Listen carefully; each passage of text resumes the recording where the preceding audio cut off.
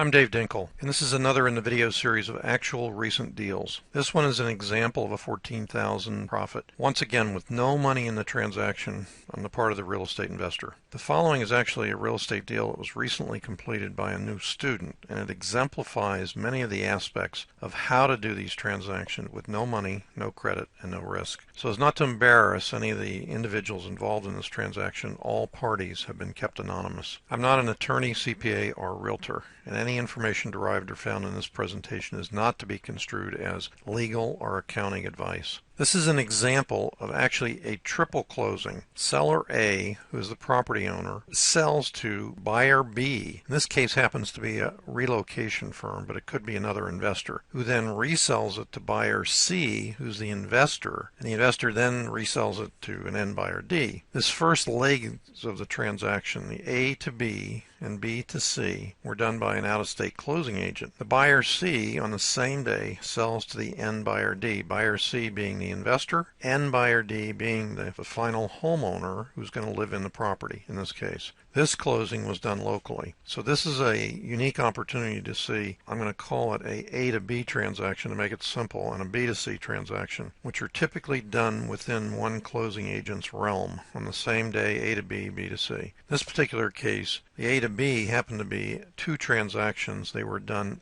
outside the closing agent that we used. So they were done in two different locales and on the same day. Now again, this was done with no money, no credit, and no risk. And as I always say, the investor still profits if the end buyer doesn't close. Very, very important. This is a matter of putting certain clauses into your contract to make sure that you're going to be getting the earnest money deposit or escrow deposit if your end buyer doesn't close. Typically, without that clause or sentences in your contract, the closing agent will not release the escrow deposit even though you'd think that he should because it's in the contract. He's not a court. He's not a judge. He's not there to adjudicate what's legal or not legal. So typically what he does is says, I can't do it without a release from the end buyer, and of course from you also. The end buyer is not going to give a release. In many cases what you have to do is renegotiate to try and get at least half your deposit back. Okay, because this is a rather unique situation where you have an A to B, a B to C, and a C to D, I'm going to say to you, wow, how did this happen?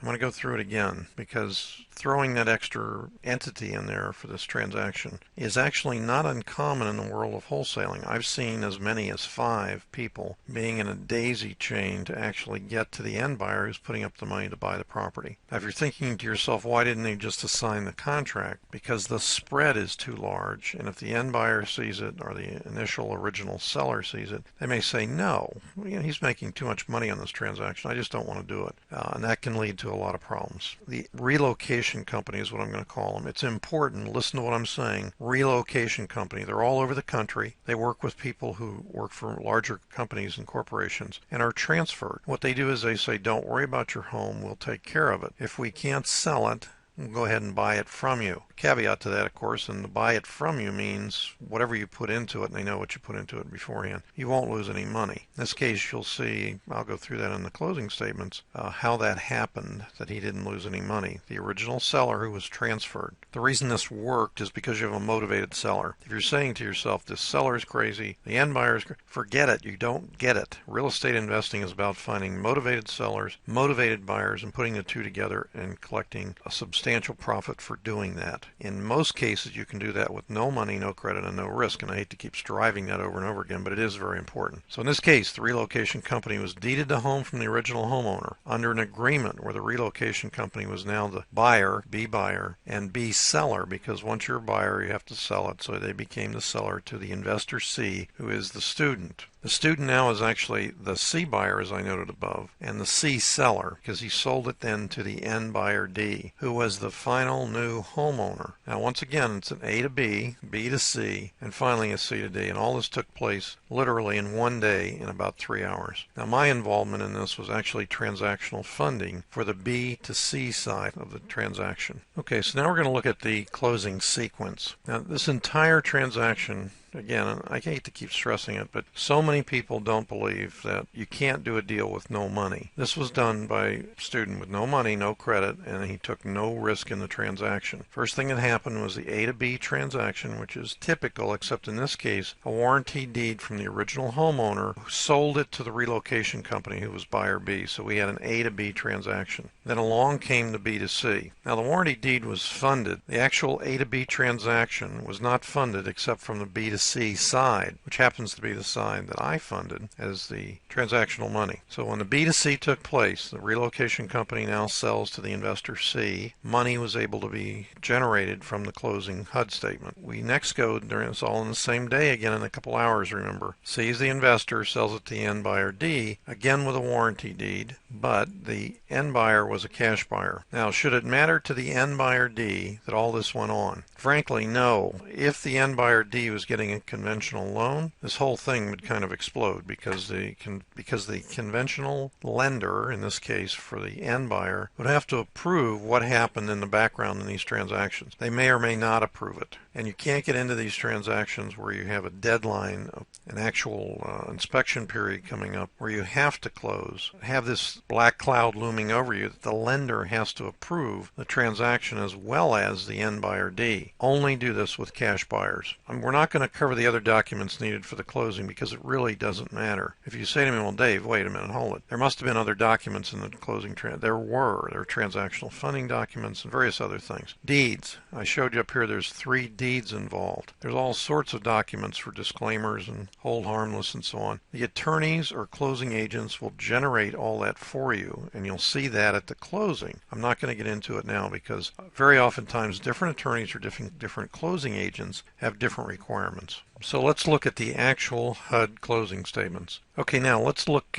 first of all at the deed from the A to B, and then more importantly the HUD from the B to C, the relocation company to the investor. Here's the A to B transaction, and I just put it here for you. Warranty deed, original homeowner H sells or transfers the property to the relocation company, who is the buyer B in this case. I didn't need to show you the warranty deed. They look somewhat similar. They're different for closing agents. They're different slightly in different states. It doesn't matter. A warranty deed essentially is a warranty deed. What I want you to see is the HUD statement for the relocation company selling to the investor. This is what it looks like. Now, once again, what I've done is I've taken out all of the players in the HUD statement. So you can't see who they are. I've taken out the dates so there's no embarrassing moments here for anybody involved. Once again, on the left side or the left columns of this essential balance sheet is what a HUD statement is. It's always going to be the buyer.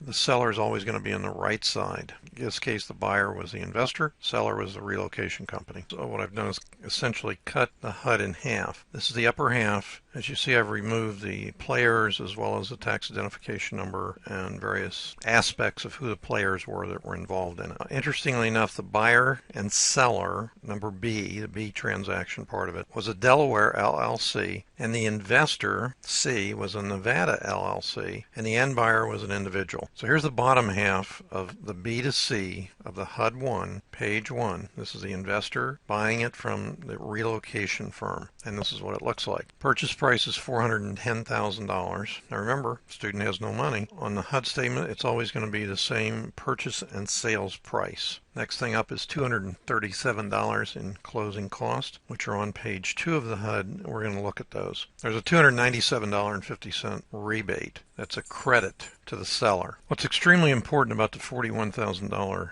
deposit by the buyer and the student in this case is that he didn't have any money. And that $41,000 happens to be the escrow deposit that the end buyer D put up on the what will come up on the C to D transaction. This is the out of area closing agent. And when they looked at the escrow deposit that was on hand, the escrow letter from the C to D closing company locally, they assumed that it had been put up by the buyer. It was not. So this is actually an incorrect credit here, but it's okay. Everything works out in the end, so to speak. Now here's an even more interesting number, $32,680.50. This is a very interesting number, $32,680.50. And we're going to see that in detail on the second page because it predominantly involves a listing agent commission. And this is the payoff of the first mortgage loan. Now that first mortgage loan is the original A buyer. Remember the purchase price above is $410,000. His actual alone was $357,000, and for your information, he paid $405,000 for the property. The rest of the money, the difference between $405,000 that he paid originally and the $357,000 and change, was what his down payment was. This is a very nice waterfront property, deep water access, 4-bedroom, 2-bath home. Now the county taxes, again, the seller is in the property for a certain amount of time, so when buyer comes in, he gets a credit. So the student got this credit, but it's an offsetting debit to the seller. He's charged for it. Here's something you don't see very often, but it should be there on every closing. That's a water escrow and a city lien letter that was paid for. It shouldn't be on this page, it should be on the second page of the HUD, but it's okay. Always check the water bill if you're going to buy a property. I don't care if you're flipping it or you're going to buy it to hold it. Call the county or city yourself and find out if there's an open water bill. These things can be monsters, and these days they're not actual liens on the property. They attach to the property, not to the previous owner, but they're not liens in the public record. So when the title work is done, the title work covers anything that's available that's in the public record. So if there's a $4,000 water bill outstanding, but it's not a lien because they don't file them as liens in most cases anymore, you're going to be stuck with a $4,000 water bill that you didn't know about, and your title policy is not going to cover that. So here's the bottom line. This is what the student needed to come to the closing with for this particular B to C transaction, which I funded through transactional funding. Now again, he actually needed this $368,000 plus the $41,000 because that was not his money. They overlooked it, frankly. Didn't matter. I came with the transactional funding to cover the entire amount. Now the other part of this transaction is $16,771.10, which was cash to the seller. That means that in this case, the relocation company made $16,771 as a net profit on the transaction. But in addition, they actually received part of the real estate agent's commission. I'll show you that on the next page. So this is the top half of the B to C. We're still in the same B to C. Page 2. As you can see, this is the most important part here is really, here's the $410,000 purchase price, full 6% commission, $26,600. Here is what's important. I took their name off, but this is the relocation firm. They received $4,874 of this commission, which means they had someone in their company registered as a licensed real estate agent or broker to be able to receive it. So in addition to the money on the first page as a net profit, they also received that money. And here's what the net commission was, $24,600. No other expenses on the upper half of the second page because we're not doing conventional financing, and none of these other things actually applied. I'm just reminding you that on the left-hand column here is the buyer. B comes before S. Here's the seller side. What should have happened here is the aggregate adjustment should have had $24,600 in here. It didn't have it. It's actually carried forward in a different way. All right, now here is where the rubber hits the road, so to speak. The bottom half of page 2. These are the settlement or closing costs. In a previous video I showed you, I believe it was $450 for each of the buyer and the seller. In this case, that closing company charged $180 for the buyer, $170 for the seller. These are some of the lowest that I've seen. Again, it's not a local company. It's a company that's actually out of state. The owner's title insurance, $2,125. And this was paid for in this case by the seller because the seller chose the closing agent. That's not the law. It's usual and customary. In the next round, we're going to see that we actually are the ones that have to pay because we are now the seller. There's a overnight recording fee of $30. More importantly, what I want to go back to for a second is this number here. Here's the agent's portion of the total title insurance premium. That's what the closing agent makes on that title policy that's right up here. But here's what this particular company does. They have an underwriter who they pay to do the underwriting of this file. All they do is collect the information, put it into a format. The underwriter does the actual underwriting of the case, and here's what he got paid, $637.50. So that's how the premium was split up. Okay, so the next thing up here is the deed or mortgage, the doc stamps. What comes up next here is the actual recording of the deed. And as you can see, it was split between both the buyer and the seller. The transfer of the property, there's doc stamps involved, and they were paid by the seller in this case. And as you can see, they split them equally between stamps. And why they split them, this is just the way they did it on the HUD statement. It could just easily have been $5,740 and it would have been the same number. Finally, on the buyer side, student side, his total closing costs in this transaction were $237. Now the seller, total closing costs were $32,680.50. Predominant amount, if you remember, was that $26,000 commission above, which wasn't carried down here. It was carried all the way from the top. Doesn't matter. It was paid in the transaction. Now here we get into where the money is going to be made or lost. This is the C to D side of the transaction. The HUD statement, page 1. Now here's the buyer's side, and as you can see, the buyer at $439,900, and I'll enlarge this in a slide coming up. The seller is $439,900. Let's go on to the top half. Again, I've split it in half for you, and what I've done is I've taken out all the players' names again. In this case, the end buyer is an individual who has moved into that property, presumably will be living there. Here's the bottom half of the C to D, page 1 of the transactions. $439,900 purchase price. That's what the end buyer is paying. Here's the settlement charges from page 2, okay, and we're going to go over those in a moment or so. Now here's the $41,000 deposit that this end buyer D actually did put up. He's a motivated buyer and he's paying cash, and he put up roughly 10% of the purchase price. Okay, the settlement charges from the second page of the HUD are going to be $5,678. We're going to go over those in a minute. We're going to go see exactly what they are. Now here's a very important number. If anyone listening is a real estate agent, licensed real estate agent, this number is very important. There's 10 ways where investors can work with real estate agents to get them more than a 5% commission because they work very hard for very little, frankly. Here's a case where this buyer, the end buyer D, was brought to the investor C by an agent. And the agent said, why should I give you my buyer if I don't make something? So the investor said, okay, I'll pay you a fee as a joint partner, joint venture partner in the transaction. However, I don't pay commissions. Was there a difference? Yeah, there's a difference because you have to sign a joint venture agreement and you become a partner in a transaction. Now as a partner, you have an equitable interest in the property through the contract that we just signed to get the property originally. The purchase and sale agreement gives you an equitable interest in the property. It allows you to advertise the property and foreclose on the property if the seller decides to walk away. In this case, what this agent took was $7,000 as his joint partner fee for bringing in the buyer. Here's the prorated taxes for this property. The buyer receives a credit, the seller receives a debit. Again, this is the same day transaction, so literally they should be the same numbers as we saw in the previous HUD. So here's the bottom line. Our end buyer D had to bring in $396,349.25 to the closing table. He did not bring a cashier's check. We do not accept cashier's checks, only wired funds. Anybody can literally, with a good copier, make a cashier's check in their office. Here's the bottom line also, though. The investor's profit on this transaction was $14,934.20. That's where it came out to be. Had he not had to have an end buyer brought to him by an agent who he paid $7,000 to, he would have had a $21,900 profit.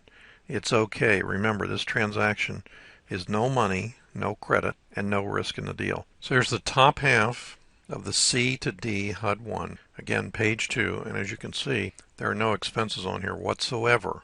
There's no commission to a realtor and no other fees or expenses. Now the bottom half is different. This is where the real expenses come out again, and let's look at and see what they are. The closing company charged this end buyer, D, and the student $250 each for their settlement fee. Sometimes you can see doc prep fees, all sorts of other things thrown in. Very, very fair. Document storage. The state requires that these closing documents be kept on file. The cost of that is the amount of money it takes to scan these documents into a CD. The storage charge is somewhere between, in our state, $25 to $35. Here's the title policy. So effectively what this closing agent is doing is working for the commission on the title policy, which again is paid in this case by the seller or student. Here's the attorney's fees that were involved, $150. The title search, that's a pretty standard charge in our area, $75. This is the actual recording of the end deed, the final warranty deed between the student as the seller and the end buyer who's going on the record. Here's the doc stamps, and as the seller, we're paying the doc stamps on the transfer of the property. So finally, the total settlement charges to the end buyer, because he's a cash buyer, were only $443.50. And finally, the student paid $5,678 in charges. So in summary, as we look back on this transaction, the investor contracted for a property with a 10-day inspection period. And I say he contracted it because he did not purchase it. He only contracted it. He purchased it for a few minutes while there was a transfer, but initially he only contracted for it. It was purchased and sold the same day within minutes. There was no earnest money deposit from the investor. The end buyer put up a $41,000 non-refundable deposit. I said to you in the very first series of slides, if this end buyer had changed his mind and not come to closing, his risk was a $41,000 non-refundable deposit. The real estate agents or brokers, whatever they were, netted $26,500 in commissions, plus a buyer's agent fee as a joint venture of $7,000. No repairs were made, and the buyer came with this buyer's agent who accepted the $7,000 as a joint venture partner fee. Is that a low fee for bringing in the buyer? Well, frankly, it doesn't matter because the end buyer was going to buy that property anyway, and he knew about it. It was gracious on the student's part to allow him to give him something, and I'm sure if he hadn't given him anything, he would have had a resistance. The resistance might have taken us through the inspection period. So the investor netted $14,934.20 with no money, no credit, and no risk in the deal. Thanks for joining me for this example of an A to B, a B to C, and a C to D transaction.